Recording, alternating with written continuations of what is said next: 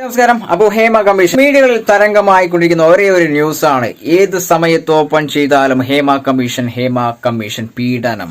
അത് മാത്രമാണ് നമുക്ക് കാണാൻ സാധിക്കുന്നത്. തീർച്ചയായിട്ടും ഈ വളരെ കുറച്ച് മണിക്കൂറുകൾക്ക് മുൻപേ ഞാനൊരു വീഡിയോ കണ്ടായിരുന്നു. പ്രിയ സീരിയലായ ഉപ്പുമുളകും നടി പ്രിയ സാരംഗി തുറന്നു പറഞ്ഞൊരു കാര്യമുണ്ട്. അപ്പോൾ തീർച്ചയായിട്ടും നിഷ സാരംഗി എന്ന് പറയുന്ന ആ ഒരു നല്ല ആക്ടർ മനസ്സ് തുറന്നു പറഞ്ഞ ആ വാക്കുകൾക്കും ആ ഒരു റെസ്പെക്റ്റുള്ള ആക്ടർക്കും വീണ്ടും ഒരു ബിഗ് സല്യൂട്ട്.